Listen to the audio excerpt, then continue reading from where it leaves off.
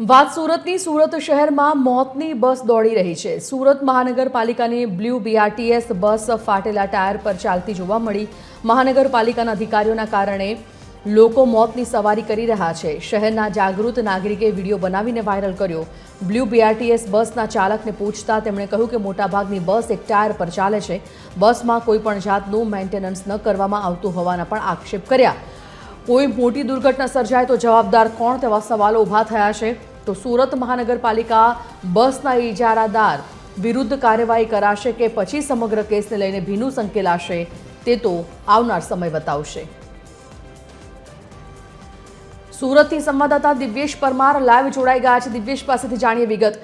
દિવ્યેશ, સુરતની BRTS બસમાં એક જ પૈડા પર એક જ ટાયર પર આખી બસ ખેંચી રહી છે, હંકારવામાં આવી રહી છે તેવો આક્ષેપ ડ્રાઈવરનો। બીજા ટાયર ફાટેલી અવસ્થામાં જોવા મળ્યા, એટલે ક્યાંક ને ક્યાંક મોતની સવારી હજી પણ આ BRTS બસને ગણાવી શકાય। શું સ્થિતિ છે આ BRTS બસની અને શું બહાર આવ્યું છે હકીકત જાણીએ।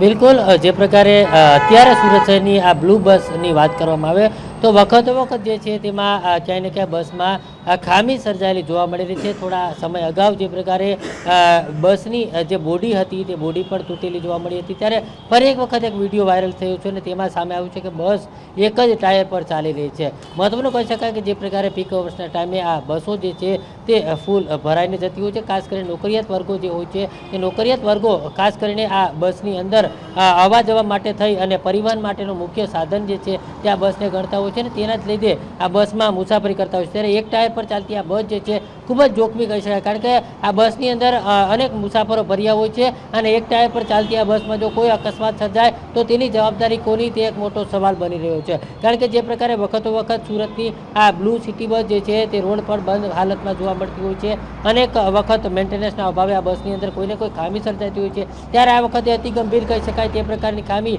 એક જ ટાયર પર બસ ચાલતી હતી અને ડ્રાઈવરને પણ પૂછવામાં આવ્યું। આ વિડીયોમાં સ્પષ્ટ જણાય આવે છે કે ડ્રાઈવરે પણ એવો જવાબ આપ્યો કે મોટાભાગની બસો એક જ ટાયર પર ચાલે, એટલે સીધો જ લોકો સાથે આ એક રમત રમાઈ હોય તે પ્રકારની વાત છે। કારણ કે જે પ્રકારે આ પરિવહન માટેનું આ બસ છે તેમાં લોકો જીવના જોખમે સવારી કરતા અત્યારે કહી શકાય કે જોવા મળે, ત્યારે આ સમગ્ર મામલે ઇજારદાર સામે કોઈ પગલાં લેશે કેમ તે એક મોટો સવાલ ઉઠી રહ્યો છે। જાણકારી બદલ ધન્યવાદ દિવ્યેશ।